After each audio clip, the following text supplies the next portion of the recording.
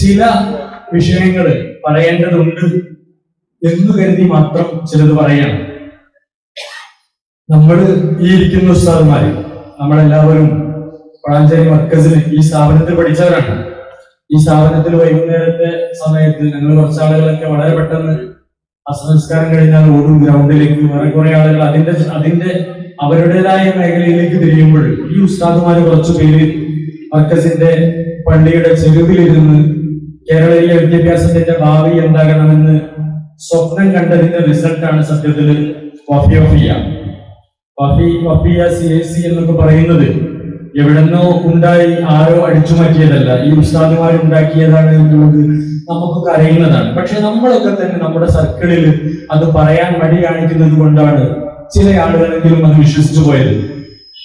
ചിലരെങ്കിലും കരുതുന്നത് ഇപ്പോഴും വളാഞ്ചേരി മർക്കസിൽ ആരോ ഉണ്ടാക്കിയ ഒരു സ്ഥാപനം, ഒരു സംവിധാനം, ഒരു സിസ്റ്റം, ഒരു സിലബസ്, അത് ഹക്കീം വൈസിയും കുറച്ച് ആളുകളും അടിച്ചു മാറ്റിയിട്ട് സംസ്ഥയെ വഞ്ചിച്ചു എന്നാണ്. കുറെ കാലമായിട്ട് അത് തുടർന്ന് പറഞ്ഞുകൊണ്ടേയിരിക്കുകയാണ്. ഈ തൊട്ടടുത്താണ് അതിന്റെ ശക്തി ഒന്ന് കുറഞ്ഞിട്ടുള്ളത്. നമ്മുടെ സർക്കിളിൽ കൃത്യമായിട്ട് അതല്ല എന്ന് പറയാൻ ശ്രമിക്കണം. ഭരണഘടന ഭേദഗതിയെ കുറിച്ച് പറയാറുണ്ട്. എന്താണ് അതിൽ സംഭവിച്ചത് എന്ന് കൃത്യമായിട്ട് പറയാൻ പറ്റണം. കമാൽ പാഷയുടെ വിഷയമാണ് 2 ദിവസം മുമ്പ് വരെ സത്താർ പന്തല്ലൂരൊക്കെ സംസാരിച്ചതിൽ കാര്യമായിട്ട് എടുത്തു കാണിക്കുന്നത്. കമാൽ പാഷ അദ്ദേഹത്തെ അഡ്വൈസറായിട്ട് നമ്മൾ തീരുമാനിച്ചു. എന്നിട്ട് സമസ്ത കത്ത് നൽകി, അത് നമ്മൾ സ്വീകരിച്ചില്ല, കത്തിനെ തള്ളിക്കളഞ്ഞു. പിന്നെ ലീഗുമായി ബന്ധപ്പെട്ട വിഷയത്തിൽ കമാൽ പാഷ അപക്വമായ ഒരു സമീപനം എടുത്ത സമയത്താണ് നമ്മൾ അദ്ദേഹത്തെ മാറ്റി നിർത്തിയതെന്ന്. സത്യത്തില് കമാൽ പാഷയുടെ വിഷയത്തില് ബഹുമാനപ്പെട്ട സയ്യിദ് ഹൈദരലി ശിഹാബ് തങ്ങളുടെ പെർമിഷനോടുകൂടെ, മുനവ്വള്ളി തങ്ങളുടെ അനുവാദത്തോടുകൂടെ, CP സൈദലിയെ പോലെയുള്ള കേരളീയ മുസ്ലിം സുന്നികളുടെ ദിശ നിർണ്ണയിക്കുന്ന വലിയ വ്യക്തിത്വങ്ങളുടെ സമ്മതത്തോടു കൂടെയാണ് കമാൽ പാഷ വഫിയ സിലബസിന്റെ ലീഗൽ അഡ്വൈസർ പദവിയിലേക്ക് വരുന്നത്. ഇതിന്റെ പല സമയങ്ങളിലുള്ള കൂടിയിരുത്തത്തിൽ ഒരിക്കൽ ജിഫ്രി മുത്തുക്കോയ തങ്ങൾ തന്നെ ചോദിച്ചിട്ടുണ്ട്, നിങ്ങൾക്ക് അദ്ദേഹത്തെ ഇതിന്റെ നിയമപരമായ വിഷയങ്ങളെ കുറിച്ച് കാര്യങ്ങൾ മാത്രം അന്വേഷിക്കാൻ എടുത്താൽ പോരായിരുന്നു എന്ന്. അപ്പൊ അദ്ദേഹം വരെ തെറ്റിദ്ധരിച്ചിരിക്കുന്നത് നമ്മുടെ മതപരമായ വിഷയങ്ങളിലെ അവസാനത്തെ കമന്റ് അഡ്വൈസ് നൽകുന്നയാളാണ് കമാൽ പാഷ എന്ന് തെറ്റിദ്ധരിച്ചതാണ്. സത്യത്തിൽ നമ്മുടെ സിസ്റ്റത്തിൽ കമാൽ പാഷ വരുന്നത് സിസ്റ്റത്തിന്റെ ലീഗൽ അഡ്വൈസർ എന്ന രീതിയിലാണ്. കമാൽ പാഷയെ മാറ്റാൻ പറഞ്ഞ് കത്തൊക്കെ നൽകിയിട്ടുണ്ട് നമ്മൾ. പിന്നെ ഒരു വേള സ്ഥാപനത്തിലെ വഫിയ സ്ഥാപന മേധാവികളെ ചേളാരിയിലെ ഓഡിറ്റോറിയത്തിലേക്ക് ക്ഷണിച്ച സമയത്ത് വഫിയ വിഷയത്തിന്റെ നാൾവഴികള് സമസ്തയുടെ മാനേജർ വായിക്കുന്ന സമയത്ത് ഈ കമാൽ പാഷയുടെ വിഷയത്തിൽ പറയുകയുണ്ടായി, കമാൽ പാഷയെ ലീഗൽ അഡ്വൈസറായി മാത്രം തുടർത്താമെന്ന് സമസ്ത നിർദ്ദേശം നൽകിയത്. അത് ആ സമയത്ത് മാത്രമാണ് CACയുടെ സെക്രട്ടറിയും CCയുടെ മറ്റു ഭാരവാഹികളും മുഴുവൻ അറിഞ്ഞത്. അതായത് നമ്മളോട് പറയുക അദ്ദേഹത്തെ മാറ്റണമെന്ന്, അവർ തീരുമാനിച്ചത് ഇദ്ദേഹത്തെ ലീഗൽ അഡ്വൈസറായിട്ട് നിലനിർത്താമെന്ന്. അങ്ങനെ പല പ്രശ്നങ്ങള്, ഉള്ളിൽ നടക്കുന്ന പ്രശ്നങ്ങൾ പലതും പറഞ്ഞിരിക്കുകയാണെങ്കിൽ അതൊക്കെ ഇങ്ങനെയൊക്കെ ചെയ്യുമോ നമ്മുടെ നേതൃത്വം എന്ന് പലതവണ നമുക്ക് തോന്നിയ പല കാര്യങ്ങളും ഉണ്ടായിട്ടുണ്ട്. നമ്മളൊക്കെ ഒരു വേള ഈ സ്ഥാപനത്തിന്റെ അല്ലെങ്കിൽ ഈ സംവിധാനത്തിന്റെ കൂടെ ഇത്ര ധൈര്യത്തിലിരിക്കുന്നത് മഹിതമാണെന്ന്, പവിത്രമാണെന്ന്, തെറ്റുപറ്റാത്തവരാണെന്ന് കരുതുന്ന ഒരു സംഘത്തോട് ഇങ്ങനെ എതിർത്ത് നിൽക്കേണ്ട ഘട്ടത്തില് സങ്കടത്തോടു കൂടെയാണെങ്കിലും എതിർത്ത് നിൽക്കുന്നത് നമ്മുടെ അടുത്തൊന്നും തെറ്റു പറ്റിയിട്ടില്ല എന്ന വല്ലാത്തൊരു ഉറപ്പിന്റെ പുറത്താണ്. മക്കള് 32 കൊല്ലം മുന്നേ മക്കള് പഠിച്ചതിന്റെ പേരിൽ അന്നൊന്നും ഇല്ലാത്ത പ്രശ്നം ഈ അടുത്ത സമയത്ത് 2022-ലും 2023-ലും പറയാം മകള് പഠിച്ചു എന്ന്. എന്നിട്ട് അന്ന്, അതായത് ഒരു 30 വർഷത്തിന്റെ അപ്പുറത്ത് അല്ലെങ്കിൽ ഒരു 20 വർഷത്തിന്റെ അപ്പുറത്ത് വളാഞ്ചേരി മർക്കസിൽ വഫിയ സംവിധാനം നിലവിൽ വരുന്നതിന് മുന്നേ ഉണ്ടായിരുന്ന സിലബസിൽ ശുബ്ഹാത്ത് പഠിച്ചിട്ടുണ്ടെന്ന് പറയുക, അദാലത്ത് പഠിപ്പിച്ചിട്ടുണ്ടെന്ന് പറയുക, ഫിഖ്ഹുൽ മുയസ്സർ പഠിപ്പിച്ചിട്ടുണ്ടെന്ന് പറയുക. അതിനുശേഷം തങ്ങളുടെ മക്കളെയും തങ്ങളുടെ ബന്ധുക്കളുടെ മക്കളെയും തങ്ങളുടെ ചുറ്റുവട്ടത്തിലുള്ള മുഴുവൻ മക്കളെയും ഈ സിസ്റ്റത്തിൽ കൊണ്ടുവന്നിരുത്തുക. എന്നിട്ട് ഈ മക്കളെടുക്കുന്ന ചിന്താപരമായ വല്ലാത്ത മുന്നേറ്റങ്ങൾ കാണുമ്പോൾ അതൊന്നും നിങ്ങൾ സെമിനാർ നടത്തിയിട്ട് ഉള്ളിൽ വെക്കേണ്ടതല്ല, പുറത്ത് നിങ്ങൾ ആളുകൾക്കിടയിൽ പറയേണ്ടതാണ്. സക്കാത്തിന്റെ വിനിമയ മാർഗം ഇങ്ങനെയൊക്കെയാണെന്ന് ജനങ്ങളെ ബോധ്യപ്പെടുത്തേണ്ടതാണ് എന്ന് പറഞ്ഞ ആളുകൾ തന്നെ കഴിഞ്ഞ 2 വർഷമായിട്ട് ശുബ്ഹാത്ത് പഠിപ്പിച്ചിട്ടുണ്ട്, സയ്യിദ് കുത്തുബിനെ ഫോളോ ചെയ്യുന്നുണ്ട് എന്നൊക്കെ പറയുന്നത് അത് നമുക്കൊക്കെ അറിയുന്നതാണ്. സത്യത്തില് ആളുകൾ തെറ്റിദ്ധരിച്ചിട്ടുണ്ട്. ഞങ്ങളുടെ നാട്ടിലൊക്കെ ചില ഹാജിമാര് പലപ്പോഴും ചില വിഷയത്തിൽ ബന്ധപ്പെടാറുണ്ട്. അപ്പൊ എന്താ ഇതിങ്ങനെ, അപ്പൊ ഞാൻ പറയും ഇതിങ്ങനെയാണ്. അപ്പൊ അവർ പറയും ഇത് നിങ്ങൾക്ക് കൃത്യമായിട്ട് അറിയുന്ന ആളുകളാണെങ്കിൽ നിങ്ങൾ എന്താണ് തുറക്ക പറയാത്തത്? ആളുകളുടെ മുന്നിൽ നിങ്ങൾ എന്താണിത് പറയാത്തത്? നമ്മളിത് പറയാത്തതിന്റെ കാരണത്താൽ, നമ്മളിത് മൂടി വെക്കുന്നതിന്റെ കാരണത്താൽ മറുപുറത്ത് നമ്മളൊക്കെ വല്ലാത്ത ആവേശത്തോടുകൂടെ സിന്ദാബാദ് വിളിച്ച വലിയ സംഘടനയാകുന്ന പേരിൽ മാത്രം നമ്മൾ മിണ്ടാതിരിക്കുന്ന കാരണത്താൽ ഒരുപാട് സാധുജനങ്ങൾ വല്ലാതെ തെറ്റിദ്ധരിച്ചിട്ടുണ്ട്. ഹക്കീം ഫൈസി ഉസ്താദ് വളാഞ്ചേരി മർക്കസിൽ നിന്ന് സിലബസ് മോഷ്ടിച്ചു എന്ന് വിശ്വസിക്കുന്ന ഒരുപാട് സാധുക്കളുണ്ട്. ഹക്കീം ഫൈസി ഉസ്താദ് അതുപോലെ തന്നെ അദ്ദേഹത്തിന്റെ കൂടെയുള്ള ആളുകൾ മുജാഹിദിസവും മൗദൂദിസവുമാണ് സിലബസിൽ പഠിപ്പിക്കുന്നത് എന്ന് കരുതുന്ന ആളുകളുണ്ട്. എന്റെ ഏറ്റവും അടുത്തൊരു സുഹൃത്തുണ്ട്. അദ്ദേഹം തൊട്ട് ഒരു 2 വർഷം മുമ്പ് അല്ലെങ്കിൽ കഴിഞ്ഞ വർഷത്തിൽ അദ്ദേഹത്തോട് ചോദിച്ചു, അല്ല വാബി, അപ്പൊ നിങ്ങൾ ശരിക്കും 8 റക്അത്ത് തറാവീഹ് പഠിച്ചിട്ടില്ല? അതായത് നമ്മളൊക്കെ 8 റക്അത്ത് തറാവീഹ് പഠിച്ചിട്ടുണ്ട്, നമ്മൾ എന്നിട്ട് കളവ് പറഞ്ഞ് പിടിച്ചില്ലെന്ന് കരുതുന്നവരുണ്ട്. ഞാൻ ഈ മനുഷ്യൻ ഗൾഫിലൊക്കെ ജോലി ചെയ്തിരുന്ന ഒരു ഗൾഫൊക്കെ പരിചയമുള്ള ആളായതുകൊണ്ട് മാത്രം ഞാൻ എന്റെ വീട്ടിലിരുന്ന പഴയ പിക്കൂൻമേസറിന്റെ കോപ്പിട്ട് അദ്ദേഹത്തിന് കാണിച്ചു കൊടുത്തു. കണ്ടോ, ഇതിൽ എഷുറൂനാണ്. എഷുറൂന എന്ന് പറഞ്ഞാൽ 20 അല്ലേ, തമാനിയത്തല്ലേ 8. അപ്പൊ അത് പറഞ്ഞു നോക്കുമ്പോഴേ അദ്ദേഹം വിശ്വസിച്ചത് വാപ്പിയിലെ സിലബസിൽ ഞങ്ങളൊക്കെ പഠിച്ചത് 8 റക്അത്തല്ല 20 റക്അത്താണ് എന്ന് നമുക്ക് ബോധ്യപ്പെടുത്തേണ്ട അവസ്ഥയുണ്ട്. നമ്മളിങ്ങനെ വെറുതെ അതൊന്നും അല്ലാതെ പറഞ്ഞിട്ട് കാര്യമില്ല. വാപ്പികളാരും 20 റക്അത്ത് അല്ലാതെ നിസ്കരിക്കുന്നില്ല എന്നുള്ളത് നാട്ടുകാർക്കൊക്കെ അറിയാം. പക്ഷെ അത് അറിയാത്ത ഒരുപാട് ആളുകളുണ്ട്, അവരോട് ബോധ്യപ്പെടുത്തണം. നമ്മൾ ഈ സിലബസിന്റെ തുടക്കം മുതലുള്ള ആൾക്കാരാണ്. 2001 മുതൽ ഞാൻ ഈ സിലബസ് പഠിച്ച ആളാണ്. ഞങ്ങൾ ഏതായാലും ഇസ്ലാമോ അല്ലെങ്കിൽ അഡാലൽ ഇസ്തിമാഇലോ ഞങ്ങൾ കണ്ടിട്ടില്ല. അതിന്റെ മുന്നേ ഏതൊക്കെയോ സമയത്ത് ഉണ്ടായിരുന്നു എന്ന് പറയപ്പെടുന്നുണ്ട്. ഇനി ആ വിഷയം തന്നെ, ഈ വിഷയം ആ കിതാബ് കാണാതെ എന്തെങ്കിലും നമ്മൾ പറയുന്നതിൽ അർത്ഥമില്ലല്ലോ. ആ കിതാബിന്റെ കണ്ടന്റ് എന്താണെന്നുള്ളത് ഈ ചർച്ച വരുന്ന സമയത്തെങ്കിലും നമ്മളൊന്ന് മനസ്സിലാക്കുന്നത് നല്ലതാണ്. ഞാൻ പറഞ്ഞിട്ട് വേണ്ട, നിങ്ങളൊക്കെ ഒന്ന് കിതാബ് അറിയുന്ന, അറബി വായിക്കാൻ അറിയുന്ന ആളുകളല്ലേ, ഒന്ന് ആ കിതാബ് ഒന്ന് വായിച്ചു നോക്കുന്നത് നല്ലതാണ്.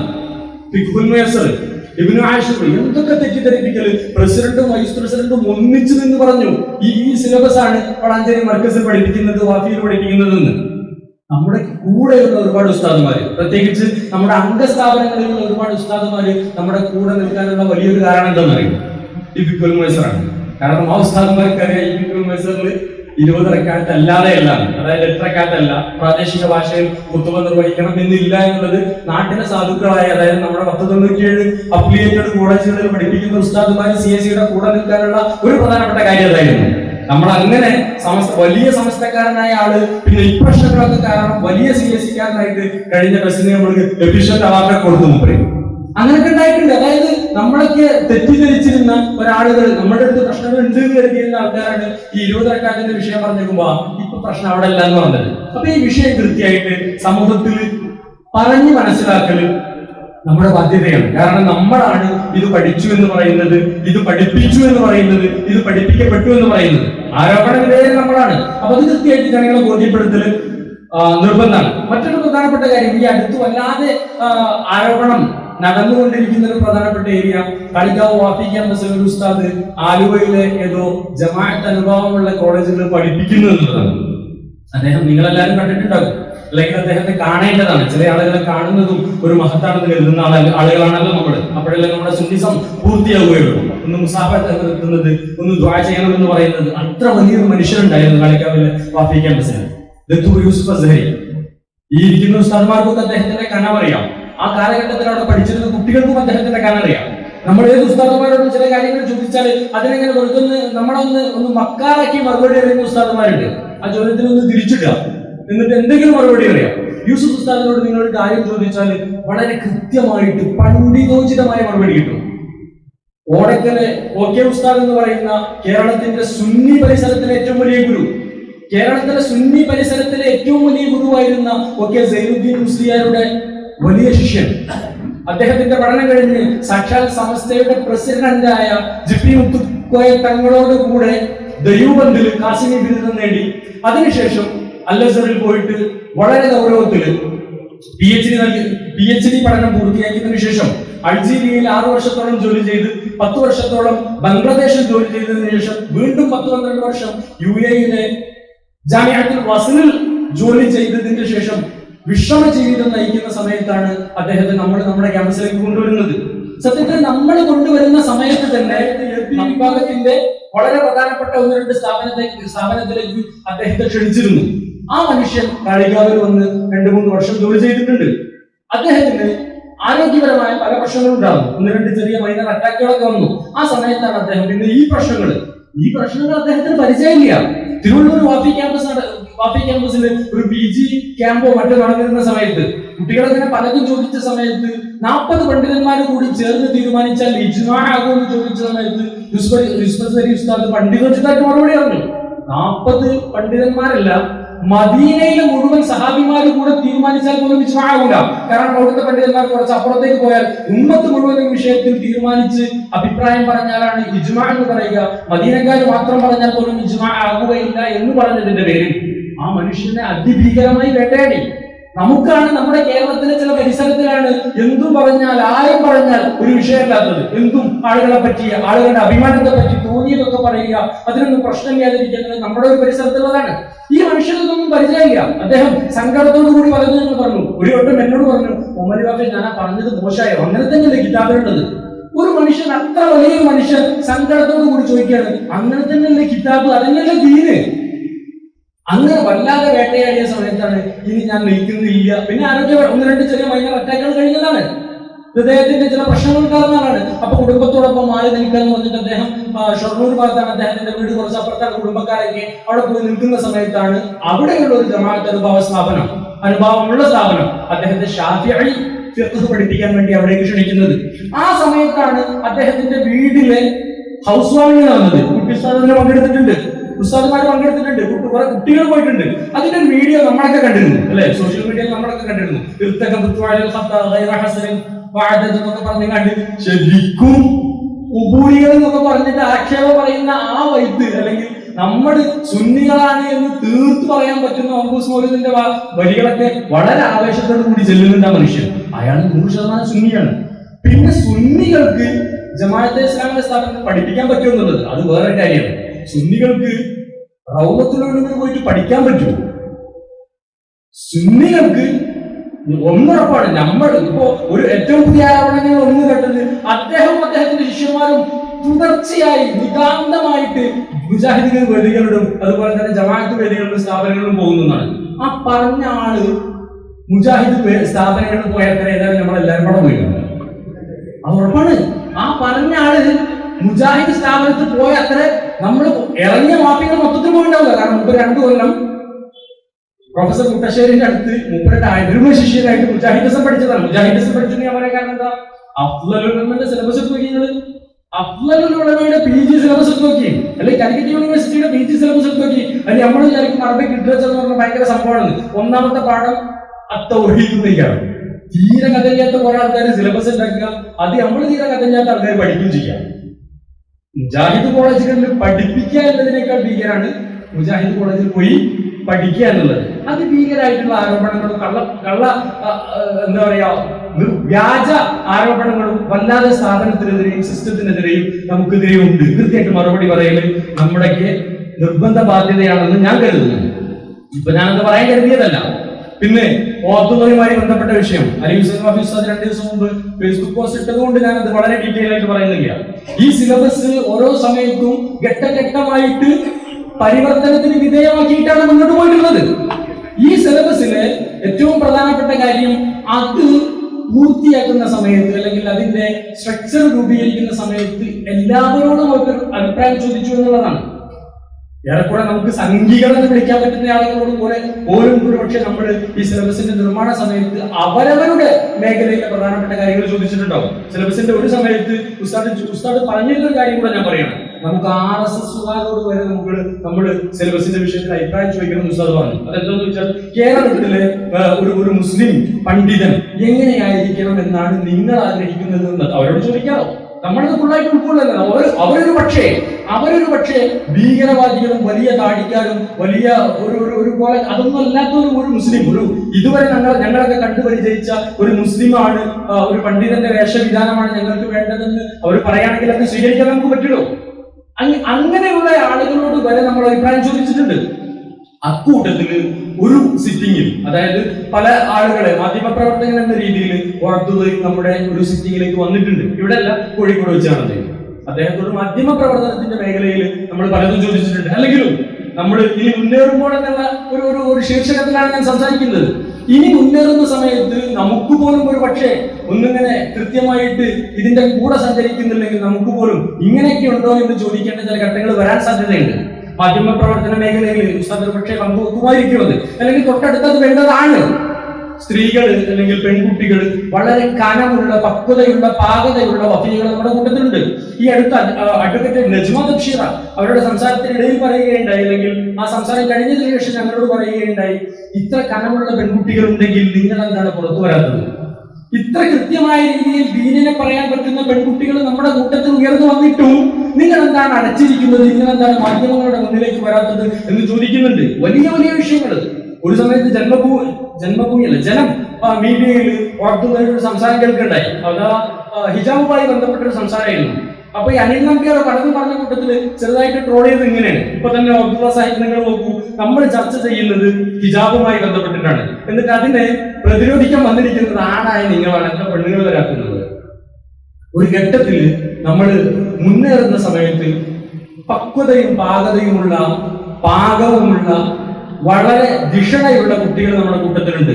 ഹിജാബൊക്കെ അണിഞ്ഞ് കൃത്യമായി ഇസ്ലാം നിഷ്കർഷിക്കുന്ന വസ്ത്രവിധാനത്തിന് അവരൊക്കെ മുന്നിലേക്ക് വരേണ്ടതുണ്ട് എന്ന് ഞാൻ വളരെ നിഷ്കളങ്കമായിട്ട് ആലോചിക്കുന്നുണ്ട്. ഇൻഷാ അല്ലാഹ് തൊട്ടടുത്ത ഘട്ടത്തിലൊക്കെ അത് ഉണ്ടാവും എന്ന് പ്രതീക്ഷിക്കുക കൂടിയാണ് ഞാൻ. അത് അങ്ങനെ ഒരു തീരുമാനം പറയല്ല, അത് ഉണ്ടാവാൻ സാധ്യതയുണ്ട് എന്ന് കരുതുകയാണ് ഞാൻ. അപ്പൊ ഈ ഓർത്തും തന്നെ നമ്മുടെ സിലബസിന്റെ വിഷയത്തിൽ മാധ്യമ പ്രവർത്തകർ എന്ന രീതിയിൽ അവരിൽ നിന്ന് എന്താണ് നമുക്ക് മനസ്സിലാക്കേണ്ടത്, ഒരു മാധ്യമ പ്രവർത്തകൻ വാഫി സിലബസ് എന്തായിരിക്കണം എന്നാണ് ആഗ്രഹിക്കുന്നത് എന്ന രീതിയിൽ അദ്ദേഹത്തെ നമ്മൾ കേട്ടിട്ടുണ്ട്. 2 ദിവസം മുമ്പ് ഉസ്താദ് പോസ്റ്റ് ചെയ്ത അതിനൊരു ലിങ്ക് ഉണ്ട്. ഞാനത് ആ സമയത്താണ് കാണുന്നത്. ഹസനുൽ ബന്ന എന്ന് പറയുന്ന മാധ്യമത്തിന്റെ ഡൽഹി കറസ്പോണ്ടന്റ് അല്ലെ, ഡൽഹി റിപ്പോർട്ടറുടെ ലിങ്ക്. അപ്പൊ അദ്ദേഹം കാളമ്പാടി ഉസ്താദ് അള്ളാഹുവരുടെ പാരത്രിക ജീവിതം വലിയ സന്തോഷത്തിനാക്കി തീർക്കുമാറാവട്ടെ, വലിയ തണലായിരുന്നു, തലോടലായിരുന്നു അവരൊക്കെ ഈ സിസ്റ്റത്തെ സംബന്ധിച്ചിടത്തോളം. കാളമ്പാടി ഉസ്താദിനെ അദ്ദേഹം കാണാൻ പോകുന്ന രംഗം, അപ്പൊ പലതും പറഞ്ഞ കൂട്ടത്തിൽ കാളമ്പാടി ഉസ്താദ് ഹസനുൽ ബന്നയോട് പറയുന്നുണ്ട്, ഞങ്ങളുടെ കുട്ടികൾ ഒരു പത്രം തുടങ്ങുന്നുണ്ട്, അതായത് 2014 മുമ്പ് സുപ്രഭാതം തുടങ്ങുന്നുണ്ട്. അപ്പൊ അതിന്റെ വിഷയങ്ങളൊക്കെ കൃത്യമായി പഠിക്കാൻ വേണ്ടിയിട്ട് സിദ്ദീഖ് ഹസൻ സാഹിബിനോട്, അദ്ദേഹം മരണപ്പെട്ടിട്ടുണ്ട്, ജമാഅത്തിന്റെ കേരളത്തിന്റെ അമീറായിരുന്നു, ഓൾ ഇന്ത്യ അമീർ തന്നെയായിരുന്നു, വലിയ മനുഷ്യനായിരുന്നു അദ്ദേഹം. അദ്ദേഹത്തോട് പത്രം തുടങ്ങുന്ന സമയത്ത് നിർദ്ദേശങ്ങളും മറ്റൊന്നും സ്വീകരിക്കാൻ ഞങ്ങൾ കുട്ടികൾ പറഞ്ഞയച്ചിട്ടുണ്ട്. കേരളത്തിന്റെ രീതി അതാണ്. നമ്മൾ EK സുന്നികൾ എന്ന് പറയുന്ന സമസ്ത എന്ന് പറയുന്ന നമ്മുടെ രീതി അതാണ്. ആരെങ്കിലും പേരിൽ മയ്യത്ത് നിസ്കരിച്ചാൽ ഒലിച്ചു പോകുന്നതായിരുന്നില്ല നമ്മുടെ സുന്നിസം. നമ്മള് ഇന്നലെ സാധിക്കലിതങ്ങള് മുഹമ്മദ് മദനി എന്ന് പറയുന്ന കേന്ദ്രത്തിന്റെ സെക്രട്ടറിയുടെ പേരിൽ മയ്യത്ത് നിസ്കാരത്തിന്റെ പേരിൽ എന്തൊക്കെ ആരോപണങ്ങളാ. ഒരു മുസ്ലിം മരിച്ചതിന്റെ പേരിൽ അദ്ദേഹത്തിന്റെ മേൽ നിർബന്ധമായി ചെയ്തു തീർക്കേണ്ട നിസ്കാരം നിസ്കരിച്ചതിന്റെ പേരിൽ സോഷ്യൽ മീഡിയയിൽ എത്രമേൽ മോശമായ വാക്കുകൾ കൊണ്ടാണോ സാധിക്കലിതങ്ങൾ പരിഹസിക്കപ്പെടുന്നത്. പലതും പറഞ്ഞ കൂട്ടത്തിൽ ഇന്ന് സോഷ്യൽ മീഡിയയിൽ സെൻസിക്കിന്റെ ഒരു പഴയ ഒരു തലക്കെട്ട് ഞാൻ കാണുണ്ടായി, ഒരു കവറ്. അതിന്റെ ഹെഡിങ് ഇങ്ങനെയുണ്ട്, ശിഹാബ് തങ്ങൾ കാളി സ്ഥാനത്തെ അപമാനിക്കരുത്. ശിഹാബ് തങ്ങൾ എന്ന് പറഞ്ഞാൽ ഇത് സയ്യിദ് മുഹമ്മദ് അലി ശിഹാബ് തങ്ങളാണ്. സയ്യിദ് മുഹമ്മദ് അലി ശിഹാബ് തങ്ങൾ കാളി സ്ഥാനത്തെ അപഹസിക്കുന്നു, പരിഹസിക്കുന്നു എന്ന വാദം ഉണ്ടായിരുന്നത് ഈ നാട്ടിലെ ഏപ്പിക്കാരിലെ അതിതീവ്ര സുന്നികൾക്കാണ്, അതിതീവ്ര ചിന്താഗതിക്കാണ്. അത് നമ്മുടെ സമസ്തക്കാർക്ക് വന്നു എന്ന് പറഞ്ഞാൽ നമ്മെ കുറിച്ച് ഓർത്ത് ലജ്ജിക്കേണ്ട സമയമാണിത്. ഒരാൾ മരിച്ചാല് മയ്യത്ത് നിസ്കരിക്കുന്നത്, ഒരാളുമായിട്ട് വിവാഹത്തിനോ മറ്റോ ഭക്ഷണം കഴിക്കുന്നതിന് പ്രശ്നം, വേദി പങ്കെടുക്കുന്നതിന് പ്രശ്നം, അതൊക്കെ പ്രശ്നമാക്കുന്ന ആ ഒരു ഘട്ടത്തിൽ നിന്ന് മാറിയിട്ട് അതൊന്നും പ്രശ്നമല്ല എന്ന് പറയുന്നിടത്ത് നടത്തണം. പ്രൊഫസർ മങ്കട അബ്ദുൽ അസീസ് സാഹിബ് മരണപ്പെട്ട സമയത്ത് അദ്ദേഹത്തിന്റെ വസിയത്തായിരുന്നത് ശിഹാബ് തങ്ങൾ ഇമാമ് നിൽക്കണമെന്നുള്ളത്. ഈ കേരളത്തിൽ അല്ലെങ്കിൽ നമ്മുടെ ഒരു പരിസരത്തിന് നമ്മുടെ EK സമസ്ത അല്ലെങ്കിൽ നമ്മുടെ സമസ്ത എന്ന് പറയുന്ന ഒരു രീതിക്ക് തന്നെയുള്ള ഒരു പ്രത്യേകത, ഉൾക്കൊള്ളലിന്റെ സുന്നിസായിരുന്നു നമ്മൾ ഇതുവരെ പറഞ്ഞിരുന്നത്. ഉൾക്കൊള്ളലിന്റെ സുന്നിസം, പരസ്പരം ഇഷ്ടപ്പെടുന്നതിന്റെ സുന്നിസം. അതിനർത്ഥം നമ്മൾ മൗലികോദരിക്കലല്ല, അവരുടെ വാദം പറയാതിരിക്കലല്ല. നമ്മൾ മൗലികോദി തന്നെ നമ്മൾ നമ്മുടെ സുന്നിസം മുഴുവൻ ഉയർത്തിപ്പിടിച്ച് തന്നെ നമുക്ക് ഉൾക്കൊള്ളാൻ പറ്റിയിരുന്നു. അത് നഷ്ടപ്പെടാതെ സൂക്ഷിക്കല് നമ്മുടെ ബാധ്യതയാണ് എന്ന് കരുതുന്നു. അതൊക്കെ ഈ അടിസ്ഥാനത്തിൽ പ്രശ്നം വന്നത്. നമുക്കൊക്കെ 85ാം വാർഷികം SYSന്റെ നടന്നത് ഓർമ്മ, സമസ്തയുടെ 85ാം വാർഷികം ഈ എന്താ പറയുക കോട്ടക്കൽ ഭാഗത്ത് ആ കൂടിയാണ് നടന്നത് ഓർമ്മയുണ്ട്. നമ്മുടെ സുലൈമാൻ മരണപ്പെട്ടത്, അല്ലാഹു അവന്റെ ആഖിറം ജന്നാത്താക്കി കൊടുക്കുമാറാവട്ടെ. സുലൈമാന് മരണപ്പെട്ട ആ സമ്മേളനം, കുറിയാട് സമ്മേളനം 85-ാം വാർഷികം, അത് സമ്മേളനത്തിന്റെ പ്രൗഢമായ വേദി അപ്പുറത്തുണ്ട്. അതിന്റെ തൊട്ടപ്പുറത്ത് ജമാഅത്തിന്റെ ഒരു സ്റ്റാൾ ഉണ്ടാവും, IPH അല്ലെങ്കിൽ മാധ്യമത്തിന്റെ മറ്റോ. അതിൽ കാര്യമായിട്ട് അനൗൺസ് ചെയ്തിരുന്നത് ഉസ്താദിന്റെ അക്കി ഉസ്താദിന്റെ ഒരു ഇന്റർവ്യൂ ഉണ്ടായിരുന്നു അല്ലേ, നമുക്ക് ഓർമ്മയുണ്ട്. ഒരു പ്രശ്നമാണ് 85-ാം വാർഷികം ഇവിടെ തകൃതിയായി നടക്കുന്നു. തൊട്ടപ്പുറത്ത് അക്കി ഉസ്താദിന്റെ വിദ്യാഭ്യാസപരമായിട്ടുള്ള അദ്ദേഹത്തിന്റെ കാഴ്ചപ്പാടുകളും മറ്റും ഉയർത്തിപ്പിടിച്ച പ്രബോധന വിദ്യാകാരുണ്ട് ഭയങ്കരമായിട്ട് പറഞ്ഞിരുന്നു. ഒരു പ്രശ്നം ആർക്കും പറഞ്ഞില്ല. അന്ന് അക്കി ഉസ്താദിന് വ്യതിയാനം ഉണ്ടാകുന്നില്ല.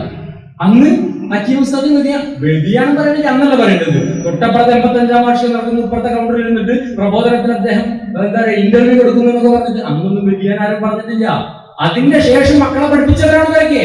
ഇവർ ഇന്ന് വ്യതിയാനം പറയുന്നത് കൃത്യമായ താല്പര്യത്തിന്റെ പുറത്താണ്. അല്ലെങ്കിൽ നിങ്ങളത് അദ്ദേഹത്തിന്റെ താഴ്വഴികളൊന്ന് മനസ്സിലാക്കുന്നത് നല്ലതാ. വാഫിയ പ്രശ്നം എന്ന് പറയുന്ന പ്രശ്നം വളാഞ്ചേരി മർക്കസിൽ നടന്ന ഈ കല്യാണവും അല്ലെങ്കിൽ ചില ആളുകളുടെ അസൂയയും അല്ലെങ്കിൽ ചില ആളുകളുടെ വാശിയൊക്കെ പുറത്തു നടന്നതാണ്. അത് സമസ്തയിലെത്തുന്നു. സമസ്തയിലെത്തിയ സമയത്ത് അതിനെ സപ്പോർട്ട് ചെയ്തിട്ട് ഇതിന്റെ കൂടെ നിൽക്കുന്നത് സാദിഖലി ശിഹാബ് തങ്ങളാണ്. അപ്പൊ തങ്ങളുടെ തങ്ങളിലേക്ക് കുറക്കാൻ മറ്റൊരു തങ്ങളെ കയറ്റി വെക്കാന്നുള്ള പേരിലല്ല ഈ പ്രശ്നം എങ്ങനെയായത്. അല്ലെങ്കിൽ കേവലം വളാഞ്ചേരി മർക്കസിൽ ഒതുങ്ങേണ്ടിയിരുന്ന ഈ പ്രശ്നം, വളാഞ്ചേരി മർക്കസിന്റെ ചില കമ്മിറ്റിയും അല്ലെങ്കിൽ അവിടുത്തെ അധ്യാപകരും തമ്മിലുള്ള ഈ പ്രശ്നം എന്ന് പറയുന്നത് എന്തിനാണ് സുന്നി പരിസരത്തിലേക്ക് വന്നത്? എന്തിനാണ് ഇതിങ്ങനെ രണ്ടാക്കാൻ മാത്രം പാകമായ രീതിയിലേക്ക് പോയത്? സാദിഖലി തങ്ങളെ തല്ലാനുള്ള വടിയാണെന്ന് കൃത്യമായി മനസ്സിലാക്കിയതല്ലേ? അല്ലെങ്കിലും ഈ ആള് ഇപ്പൊ നമുക്ക് സുന്നിസം പോരാ എന്ന് പറഞ്ഞ ആൾക്ക് നമ്മുടെ വാദഗതിയാണ് ഉള്ളത് എന്ന് ഇന്നലെ മിഞ്ഞാന്നൊക്കെ ആയിട്ട് കലാവുമായി ബന്ധപ്പെട്ട വിഷയത്തിലൊക്കെ വരുന്ന സോഷ്യൽ മീഡിയ ക്ലിപ്പ് നമുക്ക് മനസ്സിലായതല്ലേ? സത്യത്തിൽ നമ്മളല്ല ഉന്നം നമ്മളല്ല എന്ന് നമ്മൾ കുറെ കാലമായിട്ട് പറയുന്നുണ്ട്.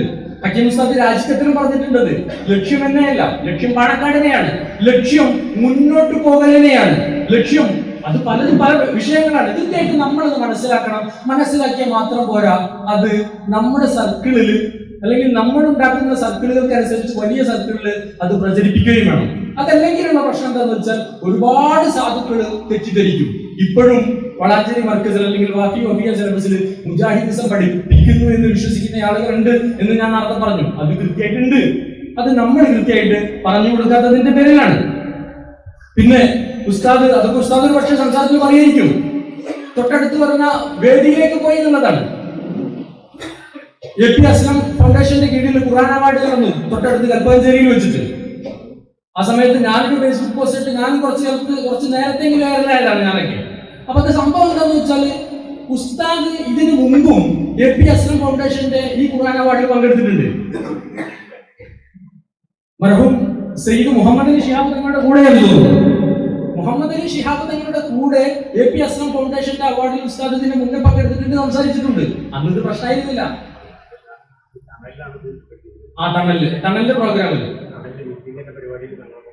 ടണലിന്റെ രൂപീകരണ പരിപാടിയിൽ മുഹമ്മദ് അലി ശിഹാബ് തങ്ങളോട് കൂടെ ഉസ്താദ് ആ വേദി പങ്കെടുത്തിട്ടുണ്ട്. മാത്രമല്ല പരിപാടിയിൽ പങ്കെടുത്തിട്ടുണ്ട്.